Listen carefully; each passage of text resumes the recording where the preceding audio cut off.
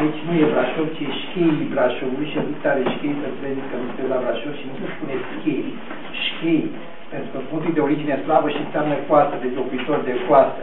Tocmai le povesteam că vin de pe coastă, junii brașoveni în fiecare an în prima duminică după Paști, călări cu buzdugare în mână și steaguri de luptă și au aproape 40 de ritualuri dacice. Brașovenii nu știu nici măcar că mâine, la Troițe, se duc și fac maialuri.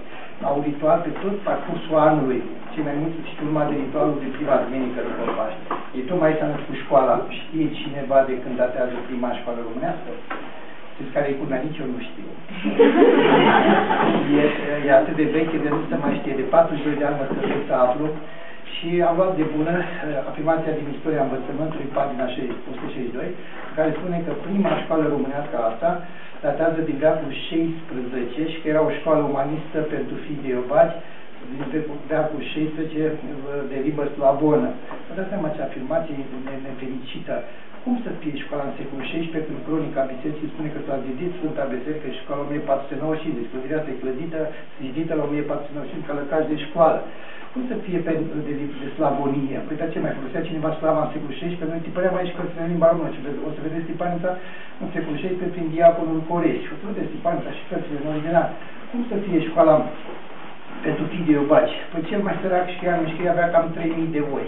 Ăștia erau niște negustori vestiți, duceau tot comerțul Brașov despre Balcani, acolo ajungeau până în Siria, Levant, erau vestiți pentru negoțul lor. Pe negustori sărac nu prea am văzut, că dacă e sărac e prost. Nu e negustor. Și atunci, de când e totuși școala? Și am găsit, de ce tot spun eu că am găsit? Aici, în clădirea din față de unde vin, am 15 camere de depozite și mai sunt 3 camere necesitate. De 42 de ani sunt singur, în cercetare, mai am o femeie și un pasnic, dar nu interesează pe nimeni. Și am 8 muzee în jurul de care nu știe nimeni, plus muzeul de bază și la administrez, evident, efectiv, prin taxa de intrare a vizitatorilor.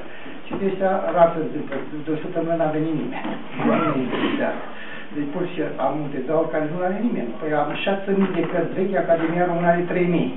6.000 de cărți, cea mai veche, o să vedeți sus, secolul 11. Și atunci mi-am pus întrebarea, domnule, de când e școală? Și am găsit o bulă papală a lui Boniface Onorea, care vorbea despre școala asta la 1392.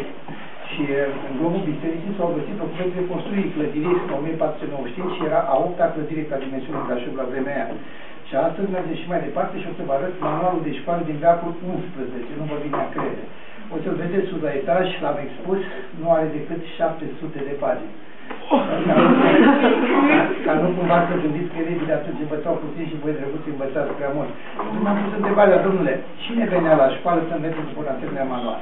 Și am găsit, de ce tot spun că am găsit? Mai am de cercetat.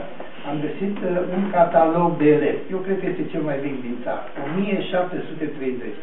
Era un singur profesor, îl chema Ioan Dumă. Și avea 110 ciraci, așa le zicea la elevi, ciraci. Firește că face catalogul, nu stădea note. Eu n-am găsit nicio notă, niciun catalog până în secolul 20. Elevul nu venea nici pentru notă, nici pentru cornul cu lapte. Elevul venea să învețe. Și ce am aflat din catalog? Cel mai tânăr elev, cât credeți că avea? Cel mai tânăr. 10. 20. 20. Nu mie nu trimitea un copil așa să la școală, să-l țină vreo 30 de ani pe școală și mă să dea seama că e prost și n-are ce face cu el. Știu ce trimite. Și am aflat din catalog că pentru a veni la școală trebuia să aduc o găleată cu grâu, un car cu lemne și bani, 4 florini. Cu 4 florini se cumpărau 3-4 boi. Vă dați seama cine venea la școală. Știți că stătea în școală? 3 luni. Și după 3 luni era notat. Dacă stătea 6 luni, era dască. Dacă stătea 9 luni, ce credeți că era? Popă, mă, era totul. Nu aveam director, nu aveam miniștri, nu aveam din ăștia parlamentari, nu aveam de nimic. Popa era Parlamentul statului. El conducea absolutul. Dacă se îmbolnăvea vaca lui Nea Gheorghe, nu se ducea la doctor, că n-aveau. Se ducea direct la popa. Părinte, citește că moare vaca. Popa îi citea și vaca nu mai murea. Deci așa era sistemul pe vremea aia. Oricum, o să vedeți manualele pe care le trebuitau și preoții și dascării și negustorii sunt expuse la etaj. Dar nu plătea elevul la școală, nici tatăl său. Plătea satul întreg. N-avea un notar în sat, ăsta e copil deștept, nu vorbește în bancă, îl trimitem la școală. Fiți sigur că era fiul popei, fiul notarului, fiul dascării, știa cartele acasă.